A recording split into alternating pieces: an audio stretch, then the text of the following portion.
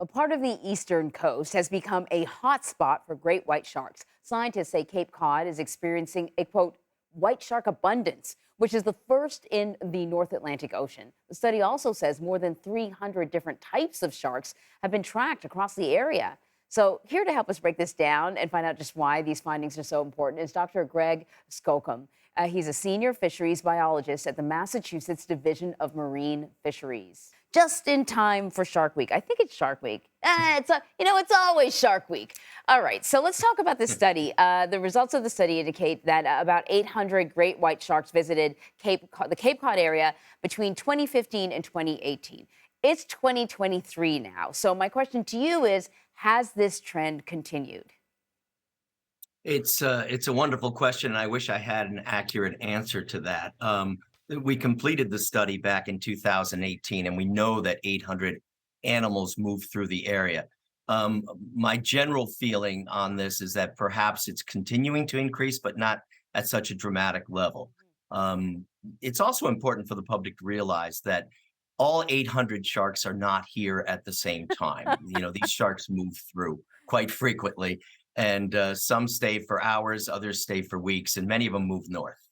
I know it's an obvious thing, but I have to admit, in my mind and my imagination, I just saw, the Cape Cod area just silly with sharks everywhere, right? So I'm glad you said it. And as I understand it, part of the reason that we're seeing this is kind of a good news story when it comes to conservation, right? The sharks are following the food.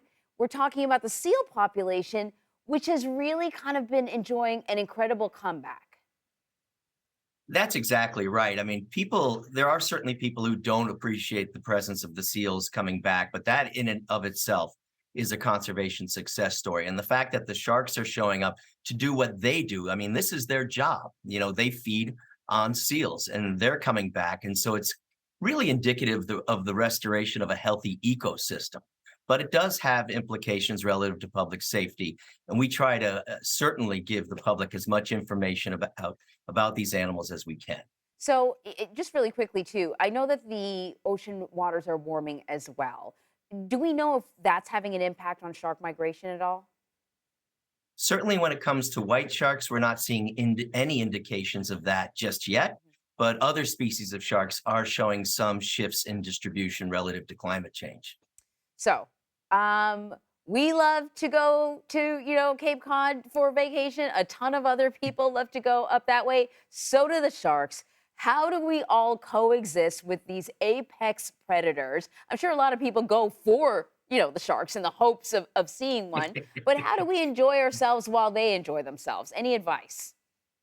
Well, you said it best. We have to coexist with them. And what we've been trying to do is share with the public, where the highest densities of sharks are, and they are along the eastward facing beaches of Cape Cod. So if you're going to go out swimming in that area, do any recreational activity, we ask that you pay attention, realize there could be white sharks feeding in those areas, look for the presence of seals, know your own strengths in the water. You're more likely to drown because of rip currents out there.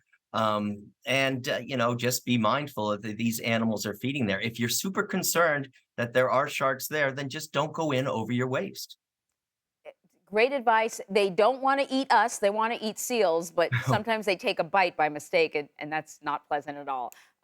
Dr. Greg Skomal, thank you very much. Thank you. I appreciate it. In sports now, Cincinnati Bengals star quarterback Joe Burrow was injured during practice yesterday. The team says that he has an injury to his right calf. Burrow is coming off his best pro season since he joined the league, and reportedly he's in talks that could make him the highest paid player in the NFL. As of now, though, it's unclear when he will be back in action. Time now, 7:55. I'll be back in just a few moments with a look at other stories that you'll be talking about today. Plus, Nate, Dana, and John are ready to take over from New York's Times Square. But first, let's take a quick look at the weather around the country.